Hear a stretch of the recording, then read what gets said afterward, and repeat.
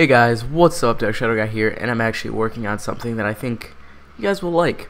This is a new series that I wanted to try out, basically like a technology series. It's pretty straightforward, but today in this video we're going to be talking about iOS 10.1 Beta 3, which was released a few days ago to the public, and a few days ago before that to the actual developers and things like that. Now, unfortunately, I don't have a developer account yet, so I'll probably be getting one very soon. And then from there we will be able to download more betas quicker, I guess. So basically in this video I just want to go over a bunch of stuff for jailbreaking more specifically. This is just going to be more of a video that's just more focused on the jailbreaking side of the beta coming out, what this means, and actually how this beta stacks up to iOS 10.0.2 and iOS 9.3.5. So without further ado, let's get right into this, and I'll start by showing you guys, for those of you who are like, how do you get a beta? I'm going to show you guys that I actually am on it. So as you can see right there, iOS 10.1. Now, I'm sorry for my fuzzy focus of my camera. I'm looking into getting an actual camera instead of just using my Logitech C920, but I should be able to get a real camera within the month. So as you can see, iOS 10.1 is installed, and I actually have it installed through the iOS developer program. I'll go ahead and open this up now. There we go. And basically what I did is I just signed up for a developer account, and then from there you could just download it and see if it's on here. I may have to log into my developer account, but I'll show you guys. I'm going to snap it up on the screen real quick. Instead of going through all this on video, I'm just going to snap it up to the screen real quick, show you guys that yes, this is available for download, and it's pretty simple to download. I mean, you just register for an account. You could probably find it out honestly online if you just searched iOS beta. Just search iOS 10.1 beta 3, and you should be able to find it relatively easily. And basically a lot of features have been added to this.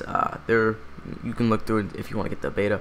A lot of features have been added to this, but this upgrade is more prominently for the iPhone 7 Plus to work with the dual cameras. Now, if you're wondering why I don't have a 7 Plus, I'm actually waiting for mine to ship. And if you're wondering why I'm not using this beautiful 6S over here, this is actually my personal phone. I stuck with a 5C. I know it's not as fast and as efficient as the newer phones, but personally I've had a lot of history with it. This was actually my first like legitimate phone that was on a carrier. I don't know, it just means a lot to me, and I actually really like the designs of the 5C. As you can see, I have two other ones here. I have a really fucked up another blue one, and I also have a pink one. Why pink? It's actually kind of nice. And as you can see, if you can faintly see that, you can also see that it has been dropped in water. It still works though. It just needs to be charged. So what does this mean for jailbreaking? Well, I'm going to go ahead and run this Geekbench. And while I'm running this Geekbench, I'll go through a few things. And so I'm just going to have this set here, and we're just going to run this CPU benchmark while I explain basically what this means for jailbreaking. So recently, one of a larger iOS developer named Ionic, his Twitter and the tweet will be linked in the description, but I'm going to throw it up on the screen real quick. Basically, he just tweeted out saying something very vague, along the lines of 21 days. And he tweeted this out, I believe, the day the public beta was released. So everyone was going nuts about this. No one knew really what to expect with this. They were all just sort of like, well, what does he mean? 21 days till what? 21 days till a jailbreak? 21 days till a boot ROM exploit? Something insane. No one understood what may be happening, or what may be causing this, or what may be even going on.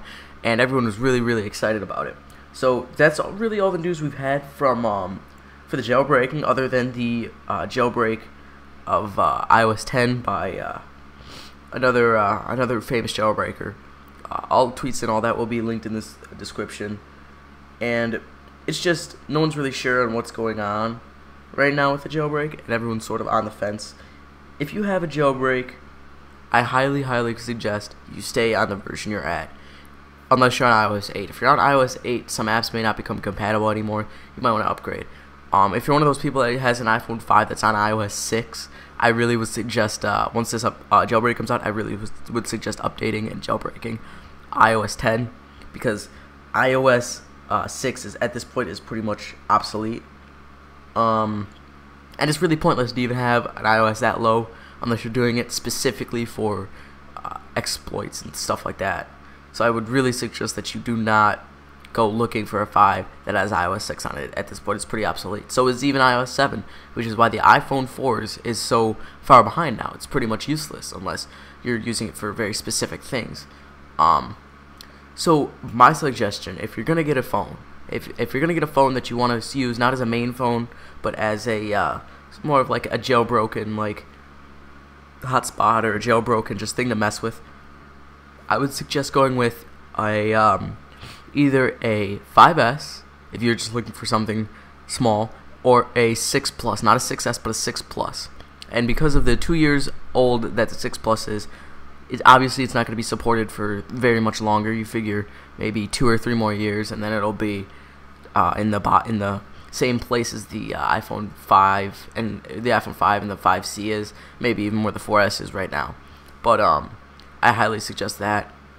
And on top of that, if you're looking for like a not something as expensive, you could also go with an iPod 6.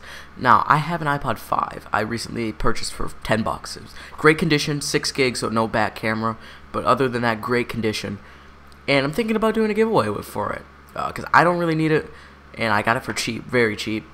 And I'm trying to decide if I want to sell it or if I want to give it away to you guys, and it's a big debate. So if this video gets 100 likes, no, that's a bit high, especially for this channel. If this video gets 50 likes, I'll give it away. How about that? Since this is a start of a series, I want you guys to tell me what you think of it as well. But like I said before, jailbreaks are kind of on the fence right now. Nobody's really too sure what's going on with them. But Pangu and Taiji are right now have pretty much said nothing. If you're going to expect a jailbreak, expect it on iOS 10.1. You're not going to get an iOS 10.0.2 jailbreak, especially with the beta already this far in. So if you're expecting a jailbreak, or if you're wishing for a jailbreak, I highly, highly, highly suggest you update. And if you're fine with losing your jailbreak for a while, then updating is only a bonus to you. If you're not fine to lose your jailbreak, you could always stay, and I would suggest you stay. I wish I had stayed on a lower firmware and waited. I actually have a lower firmware. I actually have iOS 9.3.2 on my 6S. I actually don't have my 6S with me though right now, and I'm probably actually going to be selling it to pay for my 7 Plus, which comes in hopefully this month or next month. I got a 256 gig one that I can't wait to show you guys. Early next month, late this month. Hopefully it's coming in sometime then. But I'm really excited for this year to see how this shapes out with the jailbreak. Hopefully I can get my 7 packaged with iOS 10.1, and it will be jailbreakable right off the spot. So then I'll probably switch from using my 5C as a everyday phone to my jailbroken, like, tweak the fuck out phone, and then just keep my 5 or keep my 7 Plus as more of like my daily jailbroken phone with only a few tweaks to enhance the user. So we're still waiting for the CPU benchmark to finish. These things do take a while on older devices. On my iPad Mini 1, it actually took around 20 minutes to do a full benchmark. For this one, it's taking only really about 5, probably another 3 or 4 minutes. So I'm just going to cut back to when the device is done with the benchmark. Just easier for everyone. I don't want to make this video run too long. And we actually have the scores in now. Now, these are about the same scores that I got on iOS 9 and iOS 10. I usually averaged for my multi-cores around 1,120 to 1,130, give or take. My single-core score is up there. It's about what I expect. It's pretty much the norm. 5Cs, normally I have mine that's a bit higher. I don't know why it's so low for the average, but as you can see from multi-cores, mine's around there, as you can see. It's not too far off at all.